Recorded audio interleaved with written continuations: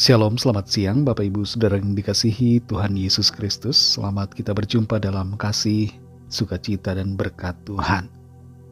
Dalam Keluaran 11 ayat yang ke-10 tertulis, Musa dan Harun telah melakukan segala mujizat ini di depan Firaun. Tetapi Tuhan mengeraskan hati Firaun sehingga tidak membiarkan orang Israel pergi dari negerinya. Saudara yang dikasihi Tuhan, ada satu pertanyaan di sini muncul. Apa sebenarnya maksud dari kalimat Tuhan mengeraskan hati Firaun? Apakah Firaun sebenarnya lembut hati, lalu Tuhan mengeraskan hatinya? Tidak, saudara. Firaun adalah orang yang sudah keras hati, otoriter dan kejam. Keras hati di sini bukan berarti livernya keras. Hati yang dimaksud bukan berkaitan dengan organ hati, tapi berhubungan dengan pusat kesadaran manusia. Jadi Firaun memang sudah memiliki sikap keras hati. Ia memaksa bangsa Israel yang ada di Mesir untuk bekerja paksa, dan ia juga membunuh bayi-bayi mereka yang baru lahir. Dan berbagai cara Firaun lakukan yang menunjukkan sikap kerasnya dan kekejamannya. Kekerasan hati Firaun adalah pilihan sikap dari dirinya sendiri. Nah, lalu apa maksud dari kalimat Tuhan mengeraskan hati Firaun? Maknanya adalah bahwa Tuhan membiarkan kekerasan hati Firaun itu terjadi. Tidak mungkin Tuhan membuat hati seorang jadi keras. Kalau Tuhan sendiri berfirman agar kita manusia jangan mengeraskan hati, jangan keras kepala. Tuhan menghendaki kita taat dan lemah lembut, berserah kepada kehendak firman Tuhan. Kita perhatikan dalam Keluaran 11 ayat 10 ini.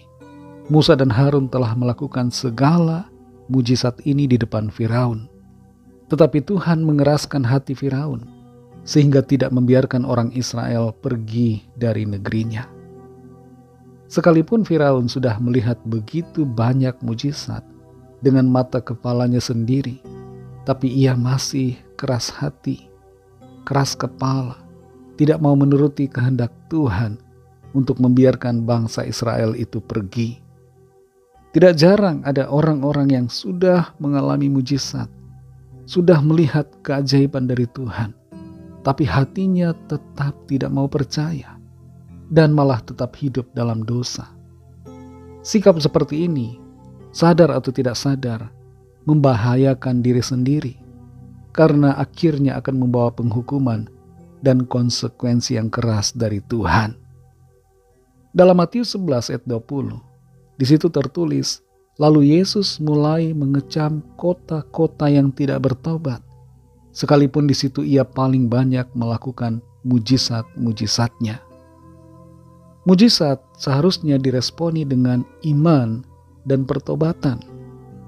Jadi kita harus melembutkan hati untuk menerima kenyataan bahwa Tuhan di atas segala-galanya, dan bahwa kita perlu menundukkan diri di bawah kekuasaan dan perintah Tuhan ketika kita melihat mujizat demi mujizat terjadi. Seandainya saja Firaun mau melembutkan hatinya, maka bangsa Mesir akan selamat dan terhindar dari berbagai tulah malapetaka yang menimbulkan penderitaan, bahkan kematian. Saudara yang dikasihi Tuhan, firman Tuhan berbicara kepada kita supaya kita melembutkan hati untuk taat kepada Tuhan. Keras hati hanya akan membawa masalah, tapi lembut hati menjadi kunci berkat. Ada mujizat atau tidak ada mujizat, ada tulah atau tidak ada tulah, jangan keraskan hati, tapi dengar-dengaran selalu kepada firman Tuhan. Mari kita berdoa. Terima kasih Tuhan Yesus, kami bersyukur untuk firman-Mu ya Bapa, yang sudah kami dengar saat ini. Kami belajar untuk melembutkan hati kami, tidak mengeraskan hati, sebagaimana yang Tuhan kehendaki, supaya kami tidak mengeraskan hati kami, tapi lewat mujizat demi mujizat, keajaiban demi keajaiban yang terjadi, kami mau percaya kepada-Mu Tuhan. Kami mau beriman. Kami mau bertobat dari segala dosa dan pelanggaran kami. Dan kami mau hidup dalam kebenaran-Mu. Terima kasih untuk firman-Mu. Pimpin kami selalu Tuhan, dengan kuasa Roh Kudus-Mu, untuk berjalan dalam kehendak dan kebenaran-Mu. Dalam nama Tuhan Yesus Kristus kami sudah berdoa. Haleluya. Amin. Puji Tuhan, saudara yang dikasihi Tuhan. Selamat melanjutkan aktivitas saudara dalam berkat pimpinan Tuhan. Dan sampai jumpa dalam renungan yang berikutnya. Haleluya.